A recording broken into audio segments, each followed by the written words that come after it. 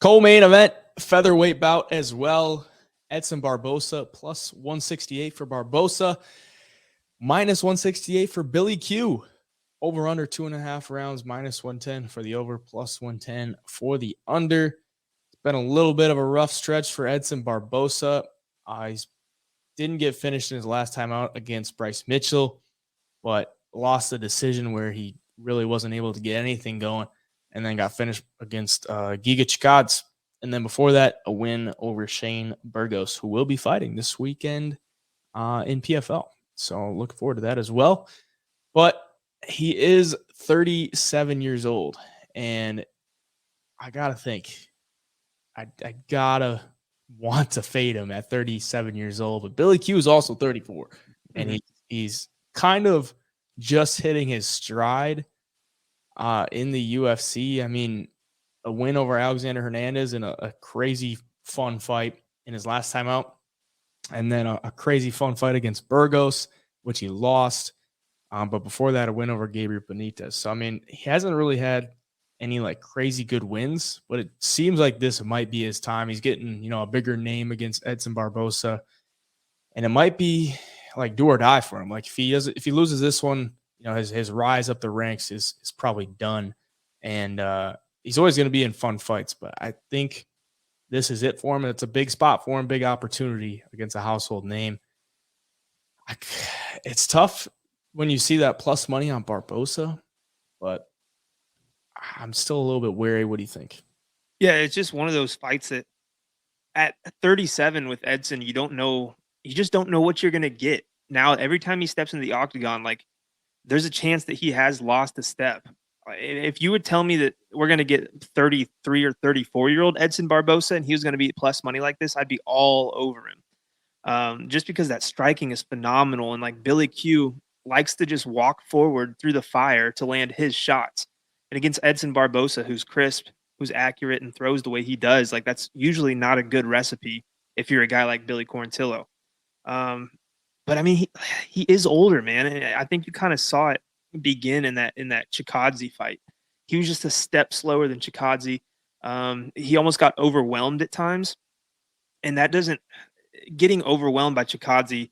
That's the fight I kind of keyed in to the most when I'm watching Edson Barboza in the past and trying to compare him, because Billy Quarantillo does have insane volume. Like he's up there with Max Holloway, throwing over 7 significant strikes a minute.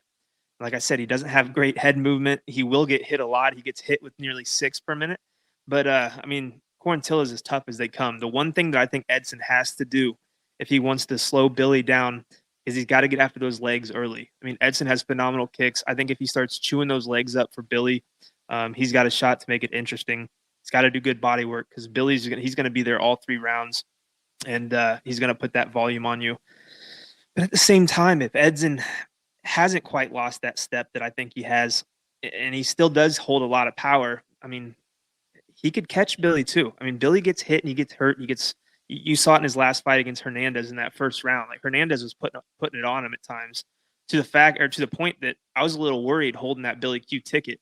So it's just interesting, man. It's probably one that I'm not going to go too heavy on just because there are some unknowns still that you don't know, especially on that Edson Barboza side. But this could be a really, really fun fight. Could be fight of the night if both guys are just going to stand and trade the whole time.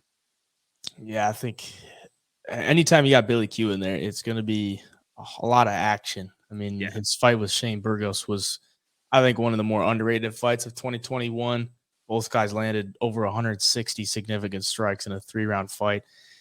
And then in a 2-round fight against Hernandez, he landed 87 after taking some serious damage from Hernandez. Came back and won that fight. But yeah, it's tough to really get a read on this one because Billy Q's wins, his best win is Alexander Hernandez, maybe Spike Carlisle, like back in 2020.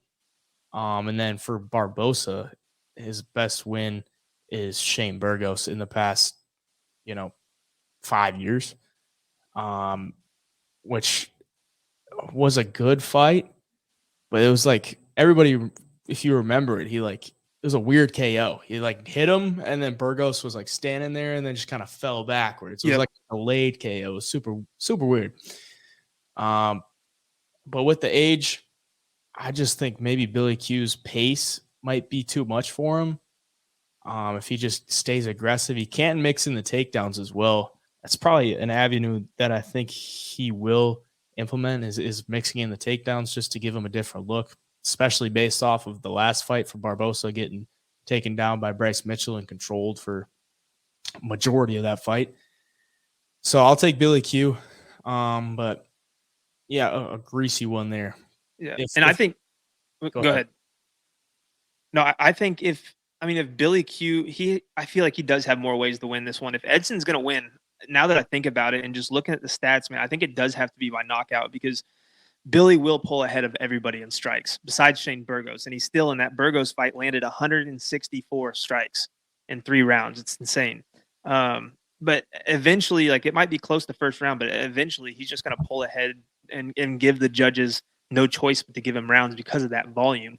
But if Edson can catch him, I think, that's probably his method of victory. And Billy, he can hurt Edson. He can put the volume on him enough to where, you get a TKO or you can take him down and grind out the win. So yeah, I like Billy Q too. I think it could be fight of the night and should be a good one at the least.